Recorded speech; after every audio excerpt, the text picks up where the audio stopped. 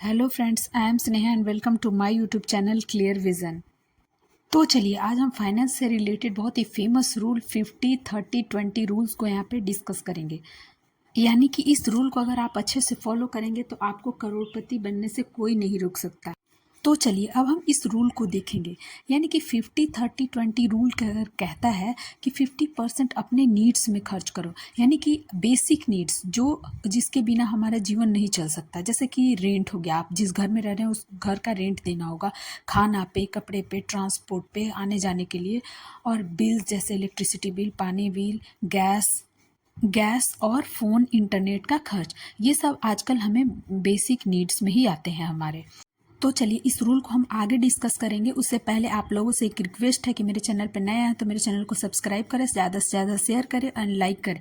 तो चलिए अब हम इस रूल को आगे बढ़ते हैं। यानी कि 30% अपने वांट्स में क्या होता है, जो हमें अपने इच्छा के अनुसार जिस पे खर्च करें। जैसे कि कार लेना, वेकेशन पे कहीं घूमने जाना, एक्सपेंसिव क्लोथ्स, महंगे महंगे कपड़े, महंगे मोबाइल फ़ोन, ये सब हमारे वांट्स में है। तो हम अपने इनकम के हिसाब से अपने वांट्स को हम रख सकते हैं। यानी कि जिस तरह का हमारा इनकम हो उस तरह का हम महंगे चीज़ को ले सकते हैं।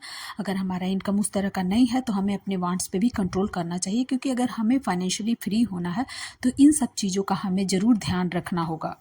अब रूल 20% जो है वो कहता है कि 20% अपने सेविंग्स और इन्वेस्टमेंट में खर्च करो। यानी कि आप अपने इनकम का 50% जो है वो बेसिक नीड्स में खर्च करो, और 30% अपने वांट्स पे, और 20% एटलीस्ट जो है वो सेविंग्स एंड इन्वेस्टमेंट पे खर्च करो। तो हम सेविंग्स और इन्वेस्टमेंट हम किस किस चीज़ में कर सकते हैं? तो म्यूचुअल फंड में, स्टॉक में, एफडी में, आरडी में और पीपीएफ में। ये हमारे पास इस तरह का ऑप्शन है।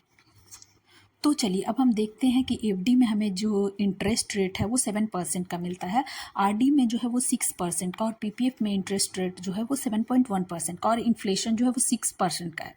तो हम देख रहे हैं कि ठीक है, इन सब में भी हमें इन्वेस्ट करना चाहिए, लेकिन हमें उतना फाइनेंशियली फ्री हम कभी नहीं हो पाएंगे, क्योंकि इन्फ्लेशन भी साथ ही साथ लगभग बराबर ही है। तो चलिए अब हम देखते हैं यहाँ पे कि हम स्टॉक और म्यूचुअल फंड के थ्रू, स्मार्टली इन्वेस्टमेंट के थ्रू हम फाइनेंशियली फ्री हो सकते हैं। यानी कि हम अच्छे स्टॉक और म्यूचुअल फंड को अगर चूज़ करें और उसमें इन्वेस्ट करें तो हमें अच्छा खासा रिटर्न भी देखने को मिल जाता है।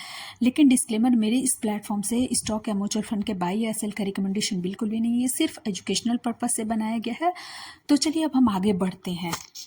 तो मान लेते हैं कि मैक्सिमम लोग जो हैं वो उनका सैलरी वो जो 20,000 के आसपास का होता है, तो हमारा इनकम जो है वो 20,000 है। उसमें अगर हम 10,000 भी अपना नीड्स पे खर्च करें, वांट्स पे 5,000 अगर खर्च करें, सेविंग्स पे 5,000 हम अगर करें सेविंग्स, अगर हम स्टॉक और म्यूचुअल फंड में इन्वेस्ट करते हैं 5,000 रुपये, इंटरेस्ट रेट हम मिनिमम लेते हैं 15% का ही, और टाइम जो है वो 20 साल का लेते हैं, तो हमारा जो वैल्यू होता है वो होता है 75,79,775 रुपीज़। यानी कि एक अच्छा खासा अमाउंट जो है हमें एक मात्र 5,000 के इन्वेस्टमेंट से ही मिल जाता है। यानी कि इनकम अगर हमारा कम भी है और हम सिस्टमेटिक और एक डिसिप्लिन मेंटेन करके हर महीने 5,000 भी इन्वेस्ट करते हैं तो हम फाइनेंशियली बिल्कुल फ्री हो सकते हैं, और हम अपना फ्यूचर सिक्योर कर सकते हैं। डेली लाइफ का खर्च, डॉक्टर का खर्च, अगर आने वाले टाइम में भी हमको मेडिकल का कुछ प्रॉब्लम हो, बच्चे का पढ़ाई और घर, हम हर कुछ जो है इस इन्वेस्टमेंट से कर सकते हैं। और अगर मेरा ये वीडियो आपको अच्छा लगा हो तो ज़रूर सब्सक्राइब करें, लाइक करें और शेयर करें। Thank you.